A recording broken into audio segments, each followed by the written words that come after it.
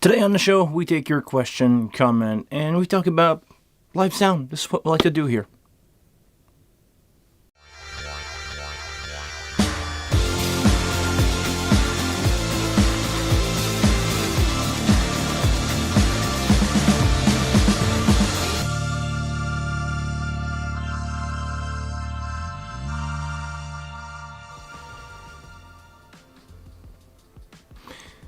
How's it going, everybody? Welcome to another Monday live stream, episode 185. I cannot believe it's been 185 week that I've done this live stream, by the way. This is not just a week. I skipped a couple here and there over the last 4 years, but welcome, guys. I hope you enjoy a coffee. I hope you guys had a great weekend. First, let me say hi to Charlie's. What's up? Robert, what's up? Patrick Gilles Mayo. Bonjour, Patrick. Delta Dream, regular of the channel here. What's up, man? Good to see you guys back for another Monday live stream. Anchor 77, say, is it 6? Roman numeral for 6? That's what you're trying to say here? 666. The devil. Or the beast. Yeah. 66 would be the number of the beast. That's a chair, I swear. I had to mention that in my latest video. How you guys doing? How do you like your rack so far? Does a dream. Few shows on the wing rack, loving it. Have comment on a few things, of course. Well, what do you like about it? While I'm closing the door of the office so I won't get that much room. Mario, what's up? Good to have you back. Sounds amazing for sure. Well, the wing always sounded amazing. That's the thing. I find it surprising. Hear me out. I find it surprising that people realize now, almost 5 years later. Well, actually, the wing was released in late 2019. If the lucky one that could get their hand on that was in 2019. So it's been almost 5 years, and I don't think we have any improvement in the sound quality. I mean, we have new plugin, of course, but I think it's always sounded that good. And people were just like lifting their nose to it and like, I don't want your pathetic parent jaw console. And now, like, it sounds good. The rack invasion, as I like to call it, or the compact invasion, is gonna flood the market. Actually, it's funny because I don't know for you guys, but in my local ads, my local Facebook's ads marketplace, I see a bunch of X32 rack for sale. Like, people just get rid of their X32 rack, which is not a bad console, by the way. You can integrate that with your wing if you want to have... for many reasons, you can want to have another rack or X32 rack in your kit.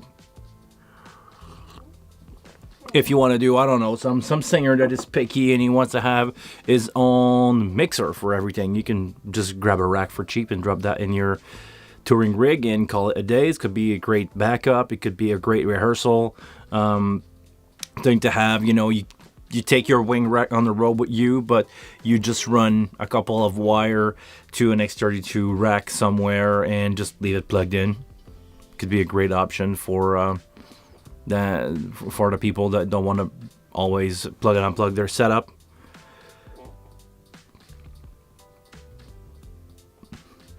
Dubs the Dream. I've been mixing on wing since 2020 with two bands I work with regularly have their own X32, so now switching them to wing rack. Yeah, but basically most of the band that I was doing with an X32 hear the difference. Like especially because I have the Midas preamp, but most of the band hear the difference.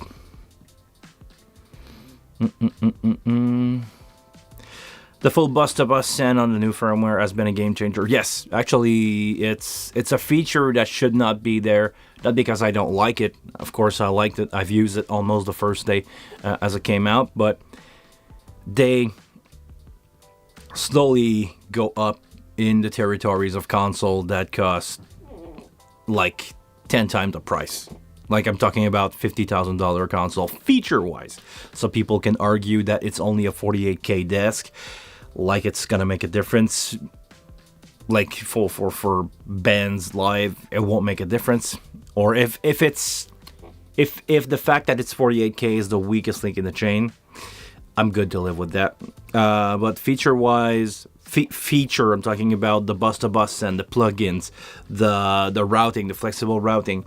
It's hard to beat. Well, it's impossible to beat, to be honest. Nothing can beat the Wing, feature-wise, versus anything else under stuff that is 10 times the price. Actually, I was doing a improvised demo for a local guy a couple weeks ago, and he was like, could you reset the interface? Like if you have a crash, could you reset the interface without having to reset the audio? And I was like, yeah, no, I'm sorry. He goes like, oh, okay, well, I didn't pay 50 grand for it, so it's fine. And you know, when you start to think about it as a professional, when you start to think about the amount of feature that you get versus what's really happening, it's fine. It's a fine console. It's a damn fine console. It's killing everything, even 5 times the price.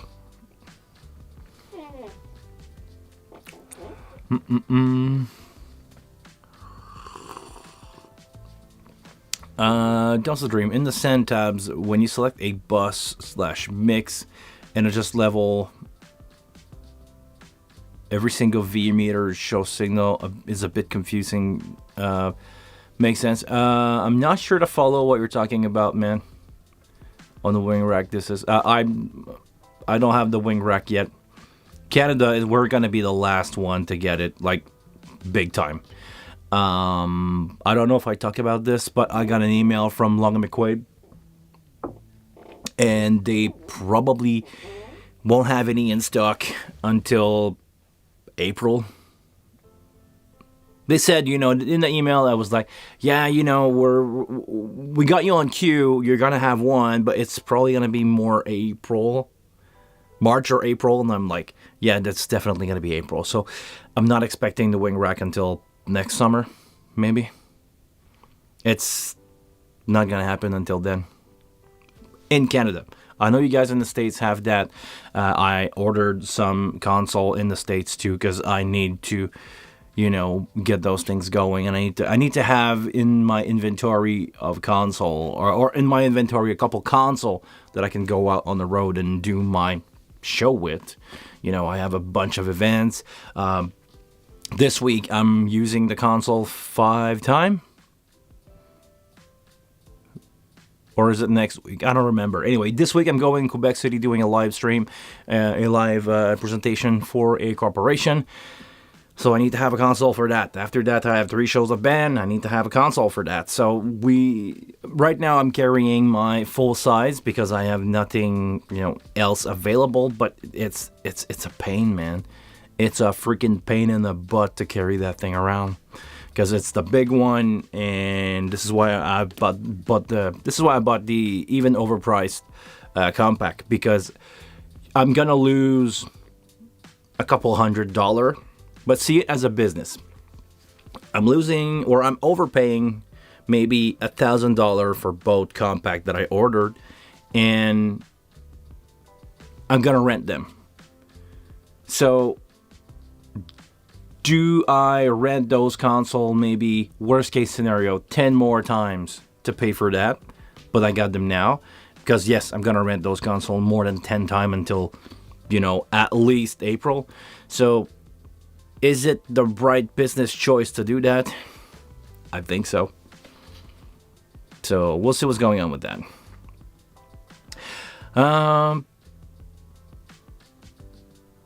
Rolf, I learned that the CC, the custom control button on the rack, are very valuable when working without the app. So I don't know how much you can do on the rack without the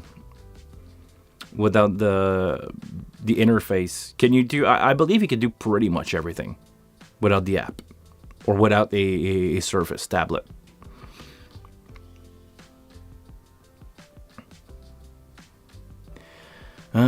The panning to bus behavior seems a bit different. I couldn't find how to pan on the wing rack to my bus. Really interesting question. Patrick probably answered that. Yes, there's been a change for real panoramic to balance. If I got that right, maybe someone can jump with better detail. Okay, Rob jumping in. The pan has changed slightly. There will be some update pan stuff in the next firmware. Okay, so we need to wait for the next firmware to be all settled down, and we're probably gonna have a lot of information about that as soon as that coming out. Band member commented on the sound quality improvement versus the wing rack. Yes, versus the X32. I mean, yeah, the wing rack is more open. It's sounding, if you just do your gain, raise the fader, it sounds better.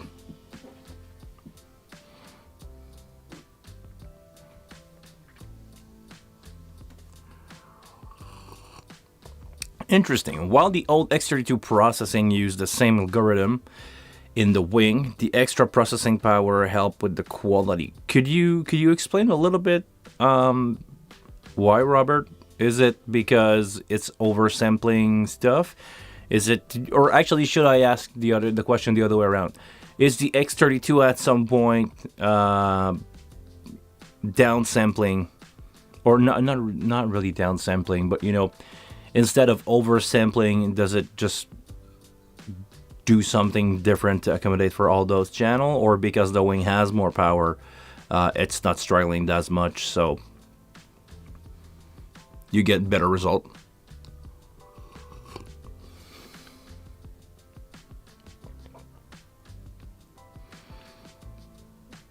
What will be okay? So this is a suggestion here from Dobbs the Dream. A source extractor and de-esser for vocalist. Yeah, I believe it could be something really cool to have in the gate rack. Because most of the time, let's be honest, I like to use a source extractor on vocal. So that way, if the singer, the classic dropping the mic in the monitor, that would be great. And the de-esser. So maybe right now, I believe you will have to choose between one or the other. So it could be a great option, or maybe add a de-esser in the compressor rack, and you can use the insert for more. Or is the de-esser in the insert rack? I don't remember.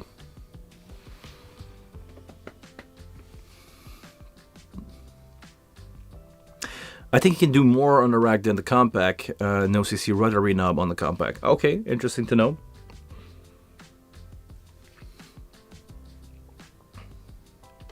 The touchscreen. Come on, I'm gonna get some word in my mouth today. The touchscreen can do everything in the rack, but some feature like select are missing. Okay, all right.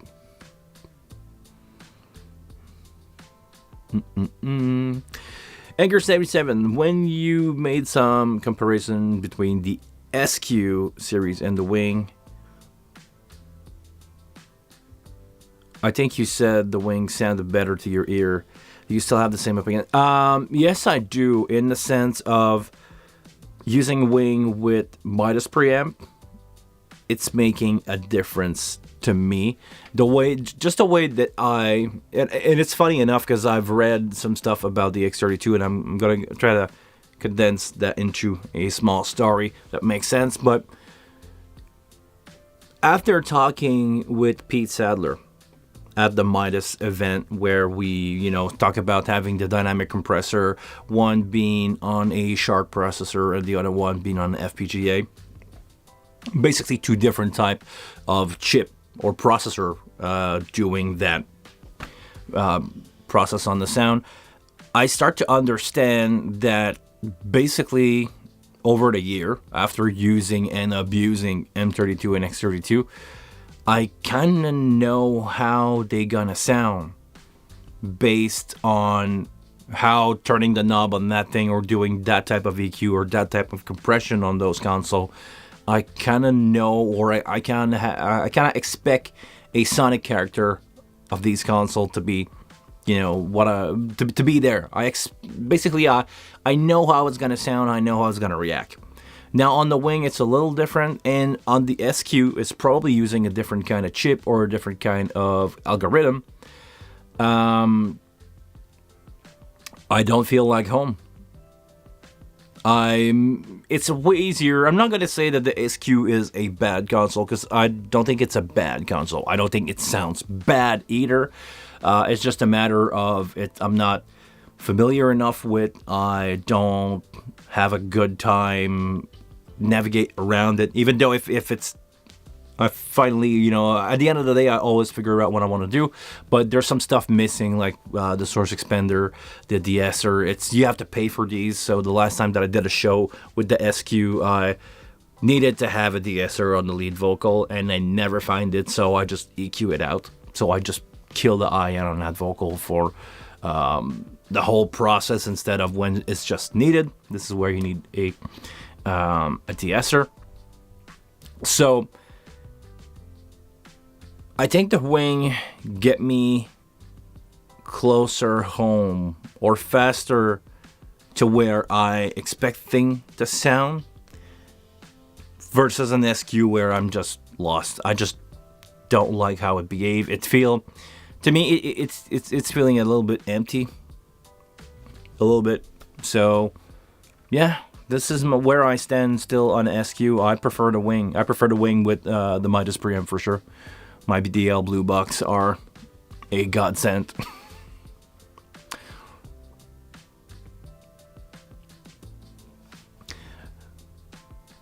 Delta Dream, really interesting question. Do you set a key frequency for the Source Extractor? I was playing with it last night on my gig and seems to help.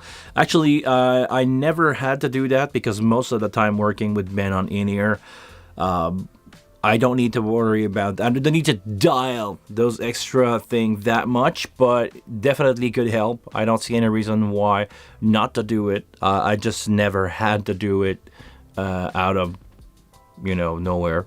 So, yeah, it's a really good, really interesting thing, but no, so far I had to do that. Rob, the Mad take advantage of the extra power. I don't know the full extent of it. Okay, so it's probably oversampling. It's probably the same algorithm, but just oversampling. So it sounds probably better because of that. Maybe. I'm just guessing here. Could you do a quick run through of the Source Extractor? I'm using it, but still figure it out. It's not really that complicated. It's basically, I don't have a console in front of me right now, so I'm just gonna go from the top of my head.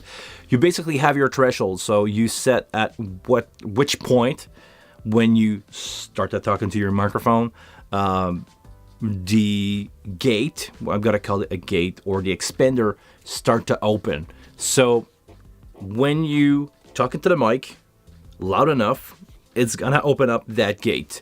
The second knob is the amount of gain reduction. So basically imagine somebody having a fader and just moving it up or down. It's gonna, the fader is never off. It's always dropped by maybe 20, depending on how much you set, 20, 6, 0, whatever you set that knob. And it's basically like someone is listening to you, and as soon as you go to the mic, as soon as you start speaking, the VU meter starts to move, and it goes like, oh, okay, I need to raise that fader. And it's going to bring it up to where it was before, or it's going to bring it up by the amount of dB of reduction that you have set. And once you're done talking, there's no more VU meter going. It's just going to bring it back to the amount that you set it up. Basically, the other two options that you have is the peak or is the peak or basically RMS, where you're not in peak. I'm gonna guess here you're probably in RMS meeting. Basically, it means when you start to speak into your microphone that has a Source Extractor on it. If you go like peak, as soon as this thing's gonna see something happening, it's gonna raise it up. Where RMS is gonna be more smoother, it's gonna average over time. Well, average over time. It's not gonna open for a peak. It's gonna wait for you to have a decent signal going into that microphone, opening it up. And after that, you have is it fast or slow? I believe it's the speed. After that is the attack, I believe. So it's basically fast or slow release. If I remember correctly, it's the fast or slow release. So basically, when you stop talking, it's either gonna shut it up right away, or it's gonna take its sweet time and just go like make it smoother. So this is how the source extractor is working. After that, if you want to dive into playing around with the detector inside the unit, so you basically it's like you going in there modifying the unit itself. You change the detector frequency. So maybe if there's a lot of low end on your stage, you want to take the detector and apply the roll off and just bring that thing in. Is it the right side for you guys? No, it's not. You want to take the roll off and you want to bring that thing in, so all the low end, the bass guitar and the bass drums is not going to make that microphone open. But as soon as something like mid-range can come in, it's gonna open up. So you playing around with the detector is gonna help you have a better operation of that. It's not gonna change the tone. It's not gonna do anything. It's just gonna help you avoid having the basically gate or expander, because there's a difference between the gate and expander. It's basically gonna make it open at the right time and not on low end information for no reason. Like Poncho said, can't you do that with a normal gate? Actually, the difference between a gate and an expander is that a expander has a round curve, I would say, where a gate is a cutoff. As soon as you reach some point, it's just gonna like duck it down and you're gonna hear it. Where an expander, it's slowly gonna open. It's just not gonna open the door fully for that microphone. The expander is like always open, but barely. So you have a little bit of signal going in, or a little bit of volume still passing through. But if you start to go at that microphone, it's gonna go. So basically, this is it.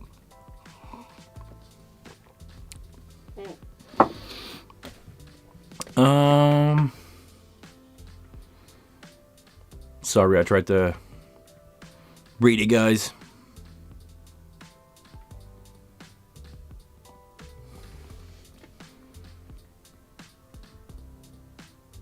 Does a Dream? Yeah, it seems to have to EQ a lot less on the wing. Probably, depending on what you're expecting. We need some love on the Copilot app. No RTA overlay on the channel yet, so maybe... Okay, it's probably in the pipeline. It's probably been requested a lot.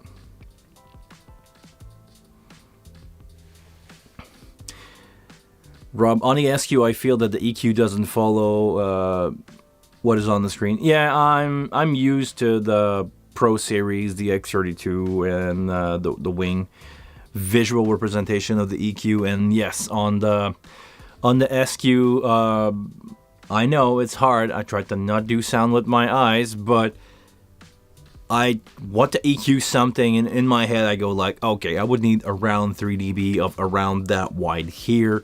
And when I do it, it seems like I just cut off everything. And when I listen to it, it's like, yeah, not much really happened, but it seems like I'm drawing, I'm moving a lot of visual information on the EQ.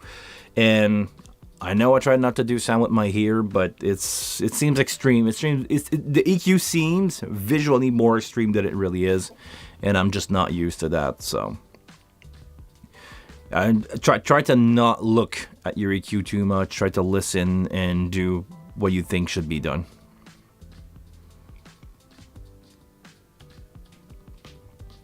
Illuminux, hey, it's been a while, man. I need to travel less and check in more often. Definitely, you're more than welcome to always come back here. Set new and back on the wing. I'm back on the wing, yes, definitely. Also need Tap Tempo and Copilot. Yeah, that's probably been asked a lot. So I'm pretty sure it's gonna come out at some point. Just don't, not now. Check on bass. Do you use a drum trigger to open the gate on toms? If yes, do you plug the drum trigger directly to your board without a simple module? Actually, you can do that. I don't. I'm thinking about it because I saw some D-drum trigger kits for like $100, so I was like, oh, maybe I can experiment with that. You don't have to, and it's gonna eat up channel, and that's the thing with the wing. A couple people requested that you could do you could do, a lot of people requested that you could do that without using channels, but at the moment, the way that the side chain are working on the wing, you would need to use a channel. Maybe you can use, I don't know, if you don't need the aux, maybe you can use the aux for that. But as of right now, you would need to connect those if you're not connecting into a model, because I don't think you can do that over MIDI. Could be wrong. But to do this live, you would need to basically connect your drum trigger, send that into a channel, and use that as a trigger channel for your gates. If you have the option to do it, go ahead, I'm pretty sure. But yes, you would need to run everything with XLR back to the console. The other one I use drum trigger live is, I have a video where I show you guys how to fake, the oscillator and the pink noise or white noise trick for kick and snare. If you didn't watch that, please go ahead, watch those videos. They are on my channel, and they're pretty popular, or one of the most popular video on my channel. Sorry, I'm cheating today. I'm drinking water. And chair squeaking.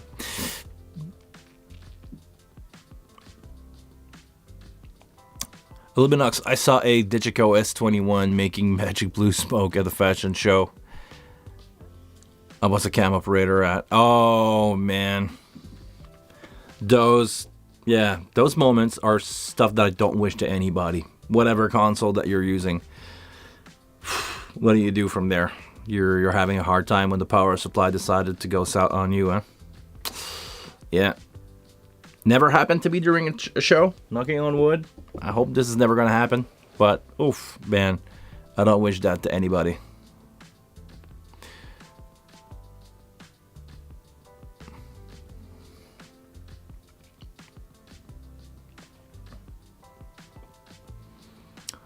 Yeah, key from unassigned source, to go back on the drum trigger thing. If we had the option to key from not a channel but a input, a source, we could do the drum triggering stuff more efficiently without using your channel for that.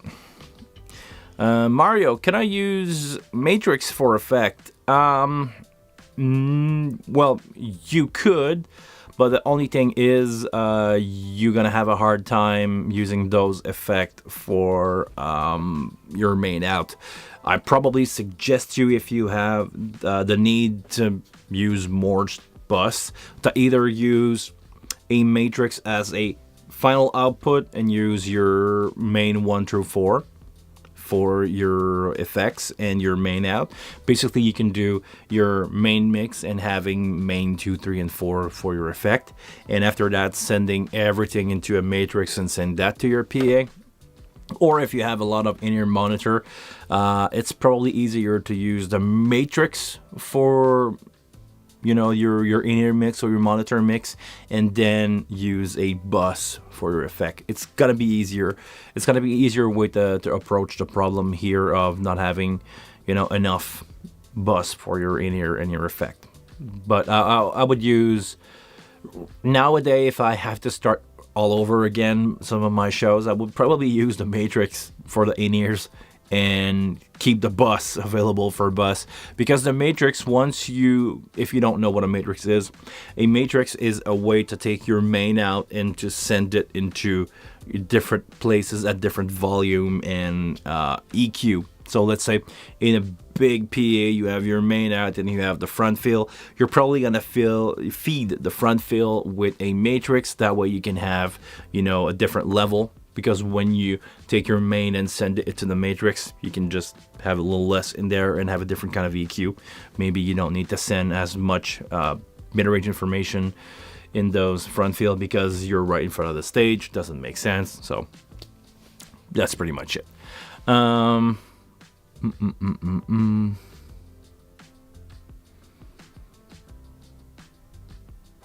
Where are we with that? Hold on.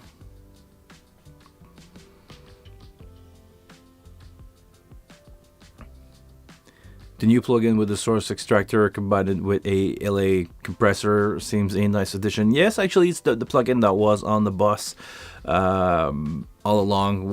Actually, for a few firmware, it was on, you know, the aux channel, the 8 aux. It was the dynamic there, so it was a simple one. I don't want to say gate. I'm gonna say expander, an expander and a compressor. Those are two really to use and really convenient plug-in individually to use, and now combined they work great. So yeah, it's a great addition to have in your toolbox.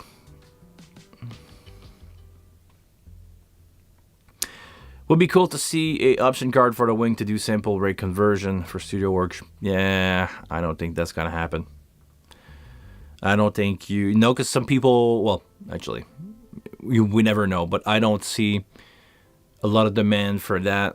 And honestly, if you need to record at more than 48K, the wing is not for you, which I believe it's more than fine to do records anyway. It's 48K sounds just as good, or almost, if you really want to be picky on it, almost as good as 96. Nobody gonna hear the difference. Think about it. Everything that you heard that was produced in the 90s was not produced at 96K. It was just not happening. So I understand that nowadays technology keeps evolving, especially with, I don't know if you guys saw the new M4 Mac Mini. Those things are amazing and they give you so much power to work with that. Yes, I can see some people working at 96K, but seriously, you don't, if you're doing professional stuff for a living, if the fact that you are glass ceiling because of the 48K, you just need to get something more expensive.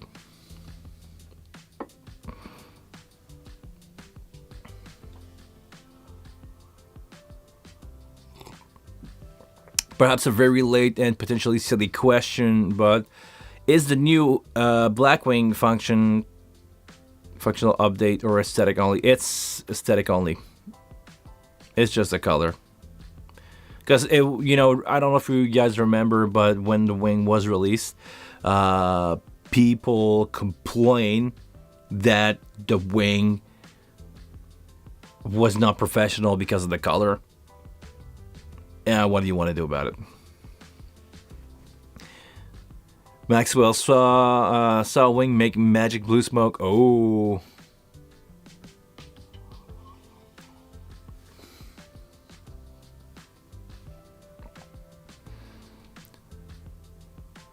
Was it a gray or a new one, Maxwell?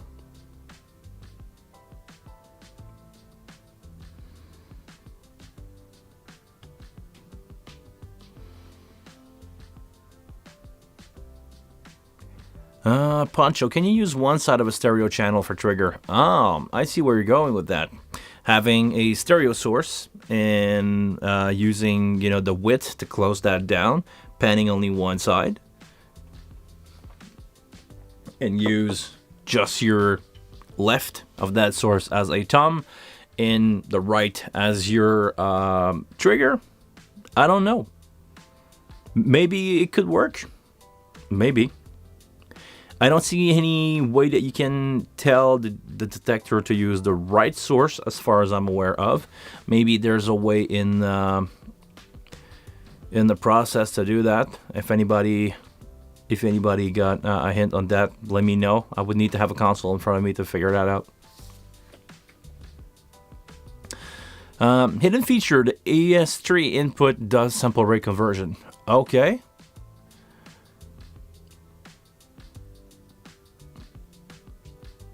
So the AES CBU in the back, just to be clear. It's not the AES 50. The AES 50 is locked down at either 48 or 41K.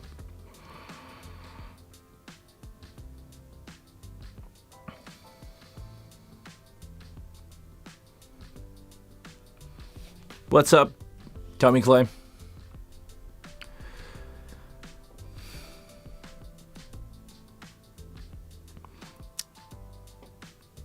Catherine Percebois. Bonjour. Patrick Gémaïa, sauf ce qu'on peut faire. Est-ce qu'on peut faire plus de direct input depuis AES?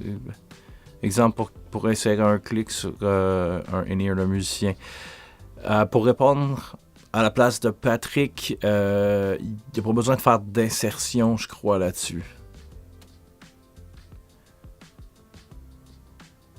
Je suis pas certain de comprendre ta question, Catherine.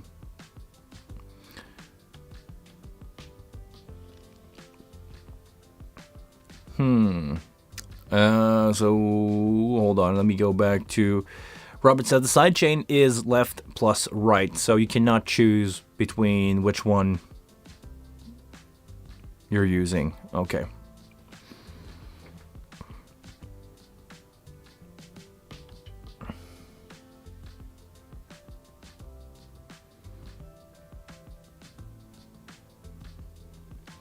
Okay, sorry. I'm reading the I'm gonna read the Catherine question again, the one that was in French, and now that my brain has switched, I can understand what's going on here. I'm gonna read all the word in the sentence. It's gonna help me a lot.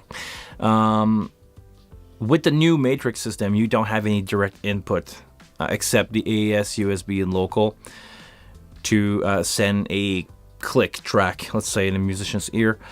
Donc Catherine, sur les matrices, en fait, tu n'as plus besoin d'avoir un direct input vu que maintenant, tu peux prendre tous les canaux et les envoyer individuellement vers les matrices au même niveau, au niveau en fait désiré. Donc, il n'y a plus ce besoin-là pour les matrices. Tu peux simplement prendre n'importe quel canal et l'envoyer dans n'importe quelle matrice. Oui, mais ça bloque des faders. Oui. L'option serait de prendre le AES3 avec un mini câble XLR, de simplement partir de la sortie vers l'entrée et d'utiliser en fait cette espèce de loop là de sortie analogue, en fait de cette sortie digitale à digitale et de l'envoyer directement. Ça serait la seule façon de le faire sans bloquer les canaux. So basically, Catherine was asking, is it possible to do a direct input? It's not possible to do direct input on the Matrix anymore, and the only option that you have is the AES. So basically, if you don't want to eat up a channel to send out a click track to somebody, you can basically, my suggestion was to use a AES cable, just a small XLR AES EBU. So you take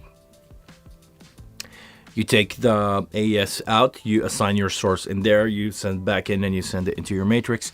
That will be one way to do it.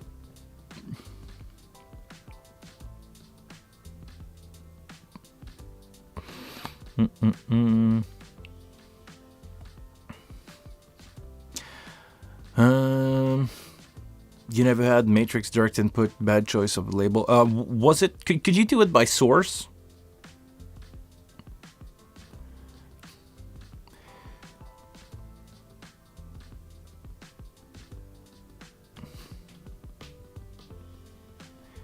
Only the AES3 input could be used as direct input. Yes, but if you assign a source output to the AES3, you send it back into the console, you just win, a direct input, because you can jump basically from the back of the console.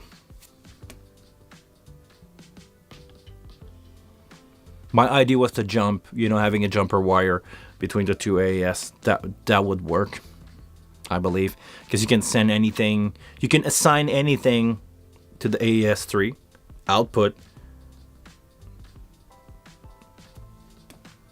Yeah, if I jump, you can do that. You need a jumper. You need a small XLR jumper to go out, in, and from there you can assign two, basically left and right source, or a stereo. I think it will be just a stereo, but that definitely can work.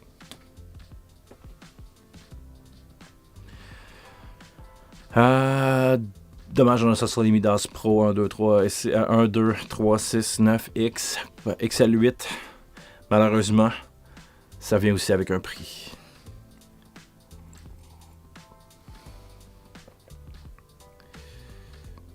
Smart, I like the idea. Thank you very much. But I don't see any reason why you would do this. Seriously, if you eat up all your 48 input, I'm pretty sure you're good to go. Because seriously, now that any channel can send to anything, basically any bus, any of the 28 bus available, just use a channel. Use an aux. You don't need to EQ. You don't need to do anything. Just use aux 8 for your track, and that's gonna be more than fine.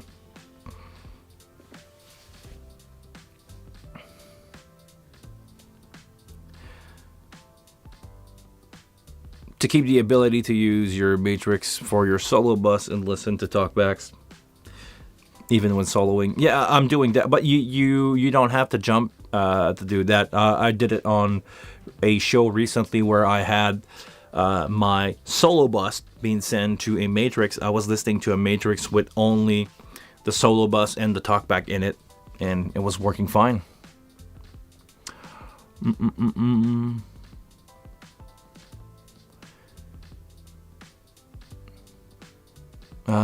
Tommy, hold on, I'm missing a couple. I'm out of context here with Patrick, so I'm gonna answer Catherine's question.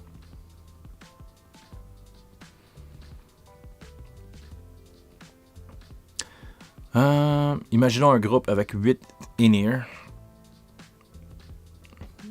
et 8 clics différents sur local 1 à 8. On pourrait les envoyer chacun des clics vers les matrices correspondantes pour éviter de monopoliser 8 faders. Je connais aucun groupe qui utilise 8 clics différents. Sérieusement. Il y a quelque chose qui fonctionne pas. En fait, l'autre option serait d'utiliser le USB et d'envoyer ça, mais c'est un cas très particulier. J'ai jamais entendu ça. Désolé. Catherine was saying, imagine a band with 8 in-ear, with 8 different in-ear mixes and 8 different click track, which I never heard of, by the way. You can send them directly into the Matrix to everybody, a different level. But to be honest, I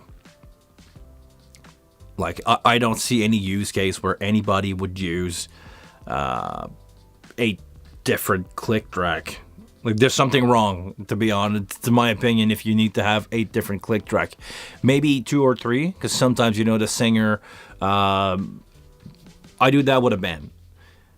Actually, the singer needed to have click only for a few parts, so me and the guys doing the back track, we made a separate track just for him. He has his cue, because, running here, we run cue, and on that same line for him, on the cue line, we added the click track at the level that he wanted inside the computer, so it didn't bother us anyway. But I don't see that happen very often.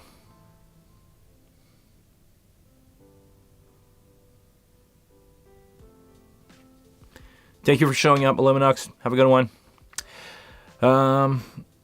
I was doing some cool stuff with the Hub 4, which I have one coming. I have a Hub 4 Pro coming my way, and the DP48 yesterday. I was taking input into the DP48 aux, and I was able to assign them to channel right from the AES50 return. So cool. Oh, okay. I would need to dive into this a little more in the future. I need to get my head around the Hub 4 Pro that I bought with a DL8 and I'm eventually gonna dive into the DP48 at some point. I know it's not there yet, but when I'm gonna have the need for it. But right now, everybody is using in-ear. No DI box, everything was analog. Okay. I put playback the same thing. Okay, I'm gonna dive into this. This is not something that I know too much of. All right, what time is it, guys? Because I'm gonna need to run eventually in 15 minutes to see my friend Simon. I'm gonna put a timer to see my friend Simon, because my friend Simon is a really cool guy that run a CNC machine in his free time. So he's gonna build me some really cool stuff for my ATEM Extreme console. I have a ATEM Extreme, how's it called? The ISO, the ATEM Extreme ISO, and I needed to have a case built for that, so I basically took an Extreme ISO, dropped an old Mac Mini, or old Mac Mini M1. I'm sorry for that, an old M1 Mac Mini. Dropped that in, and I basically asked him to build me a plate so everything can fit into a case, like a small carrying case. I can just lift the top. I have a 20-inch screen in there, Mac Mini, the ATEM and AV connection in the back. He's gonna build me that plate, basically. He's gonna aluminum. He's gonna cut out aluminum, a 1/4-inch aluminum out of CNC. For that, I send him the measurement, and before he dived too much into this, he's probably cutting it right now. And at 3 o'clock, I have to meet him, and we gotta test fit everything and make sure that everything is good. We gotta drop that in the case, and I'm gonna have I could probably do a video about that. I'm gonna have a really cool all-in-one suitcase, basically ATEM Extreme with a Mac Mini and all that jazz.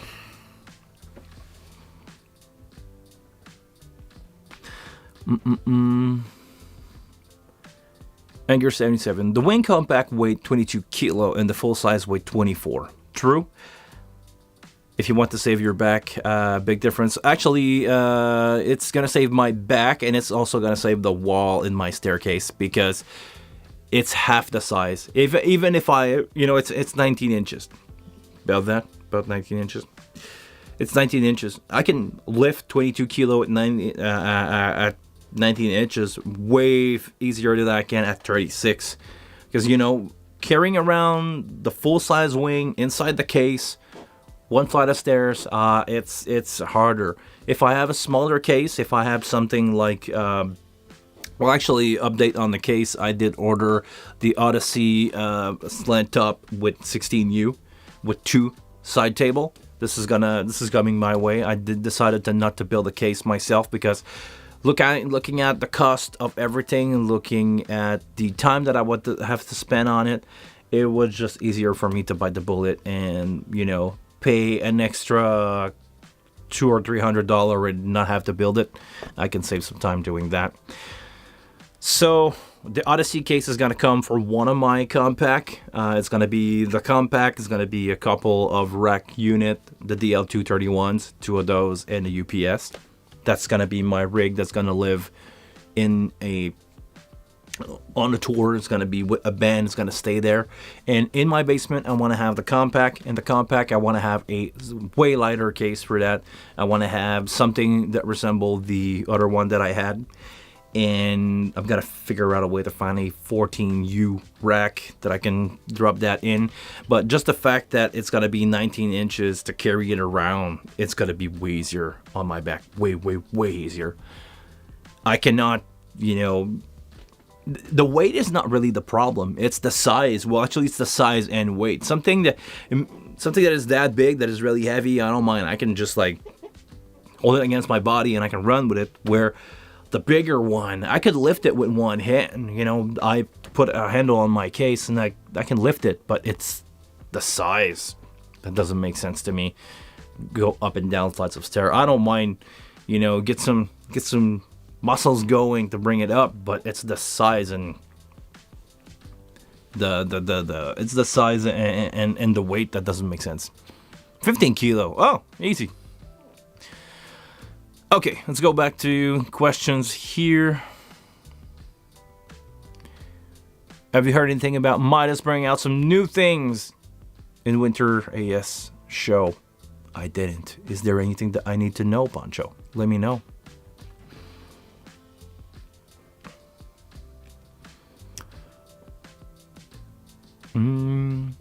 So cool with the UP4, at least 16 channel of AS stream assigned to the 16 analog out on the bus 4. So now using those. Going to make the patch panel for it. Okay, nice. Nice. I fit a couple wireless in here from the DP48 mix right from the hub 4 analog out. So can you do that? Okay, I didn't know. The band Love. All right. Jack on bass. Do you have any experience with Wing and the Midas? The DN48 16.0, which is the Stage Connect 16 out.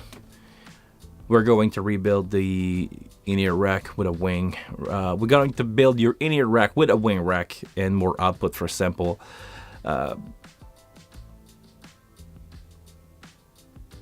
From DAW to going to okay, but if you have a wing at FOH, you don't need to have the output. It's only going to be for your in-ear, right? Because everything can go to AS50. You can go USB in your rack and AS50. Okay, so to answer the question, no, but I'm trying to order a DN4816.0 at the moment. They are back order at the Behringer factory, is my understanding. Probably a lot of people bought those with with their rack. So I'm still debating right now. Should I wait and get a DL16? Not a DL16. Should I wait and get a DL8 or one more DL8? Because I already have one on the way, or should I just wait and maybe get a DN16.0, D848 16.0? And thinking about it, I don't know if I have need for extra 16 output. Maybe a total of 16 with a DL8 will do the job for me. So if I'm thinking about it, having a wing rack, which I've already ordered, having a wing rack with a DL8 might be the solution. I'm going to have 32 by 16, which is probably enough for me.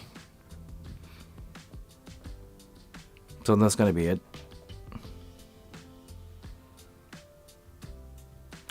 I think the M32R case would fit the wing compact, probably. But I would like to have one that, have a console locked inside railing so I can have it laying flat, because I love to have my wing flat and not on an angle operating it. And I'm gonna probably look for the smallest custom build, if I have to, rack for that compact, because I need to have something that I could put in the back of my car and go out do a show. That's the plan.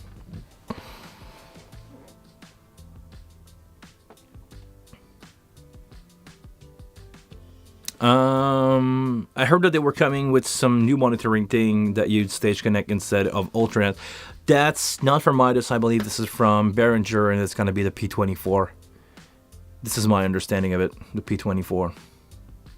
They look cool. Yeah, definitely. But we don't have much information. The only thing that we have, I believe, is the leaked picture that somebody took with his phone. Not much. Curious what will replace the M32. I don't know if I talked about that here or not.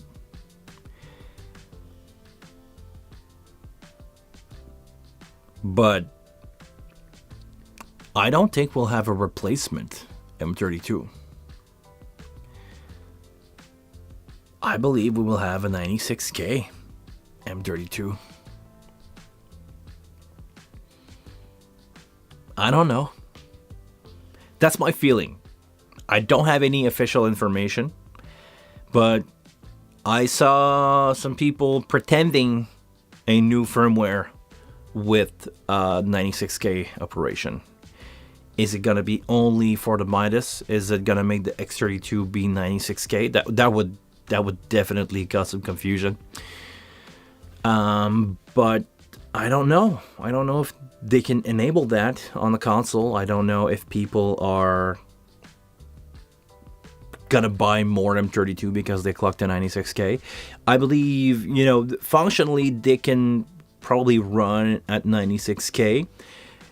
In and out wise, to have 32 channel or almost 40 channel with the aux, you would need two AES-50 port, which the console have. I don't know, man. I don't know. I mean, I think they can make it work if they really want to. I think it's gonna give the M32 a little bit more life, and they can probably sell more M32. Because as of right now, if I were in the market for something, I would not even consider the M32. I would go with a wing right away in that, in that price range. I don't know. I don't know about you guys, but the wings is going to be my option. But maybe if you are in a Midas world and the M32 suddenly clock at 96K and you can run it as a slave console for your HD 96 and not needing a converter, yeah, I can see that happen.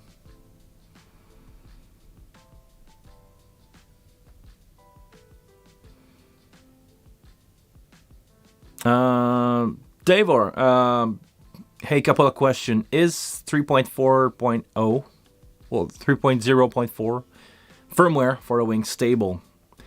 I read on Reddit, Facebook that you can use Matrix for in-ear monitor wedge instead of buses. Why is that? Cheers. My understanding is that the 3.0.4 is stable. There is some little bug known, but nothing, nothing major. Nothing that will make the console crash or anything. So yes, it's a safe update to 0.4. The fact that they now include basically channel can send to any bus. So bus being your 16 bus, your 4 main out, and your 8 matrix. It's just unlock the full potential of the wing. Basically, you can do in-ear monitor if you want to use the wing as a monitor console. You can do up to 28 mixes of in-ear monitor per post fader. I just did a gig where I had 18 stereo in-ear plus 4 wedge, and I did that as a monitor engineer from the wing, and it went great. So I used the 8 matrices for actually no, I used a 16 bus plus matrices to do all the sen, and I had a couple bus left. So yeah, so that's the reason why they changed that in the latest firmware. So you basically don't have to use or you can actually use your matrix to do monitor sen, in-ear or floor monitor now with those options. This is the big change in 3.0.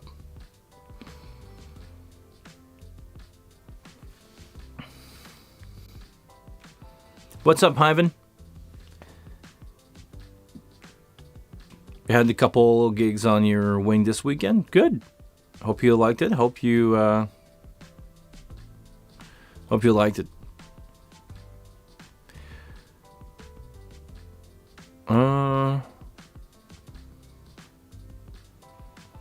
What about HD rack? HD rack? You mean the Midas, the 96 HD rack? Yeah, I don't think that's gonna happen. Well, I don't know. I don't work with Midas at all. But I never heard of anything like that, and I don't see why they would do it. Especially because once you end up in that kind of territory, you want to have an operator. You want to have a monitor guy. So the smaller option, as far as I understand, will be the Air, which make a lot of sense.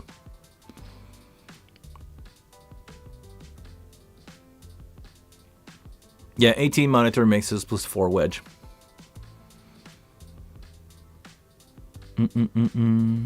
Matrix update. The Matrix update was huge. Yeah. Dever, so you have any intel about the future feature. Channel ganging will be awesome. I don't have any information at all about that. Not that I'm aware of. I'm not too right now. I'm working a lot. I'm really busy doing shows. It's the fall. We're in the middle of the corporate event season, and we're gonna go really soon into the Christmas party season. So I'm really busy with that. I don't have time to, I don't have a few hours a week to spend on the development of the wing. Looking at that. I'm sorry for those of you who expecting new information from me. As of right now, in my head, I'm just in totally different headspace. I'm struggling to keep up with the show, so this is what I do. And other than be aware of the newer released, I don't do much. I spend my time doing other stuff. Like you can probably see that I didn't release many videos recently.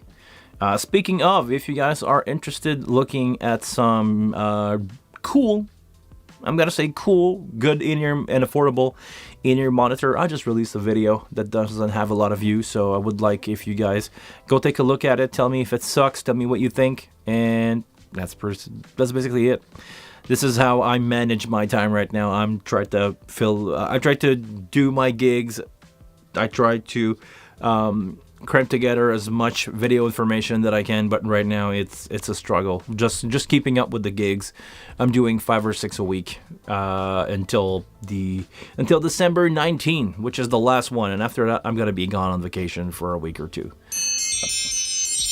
And on that note, it's my timer for me to say thank you guys. I need to go meet my friend Simon right now. I'm probably going to have a video of CNC machine cutting aluminum to make some really cool stuff. So, on that note, I hope you like that live stream. I really appreciate when every one of you guys show up. It's good to have news from you guys every week. We have a great community here. I cannot thank you guys enough for keeping the good information, the cool stuff, the good ID coming my way. Thank you very much for doing so. I hope you guys have a great week, and until the next one, please take care of yourself, and I see you guys later.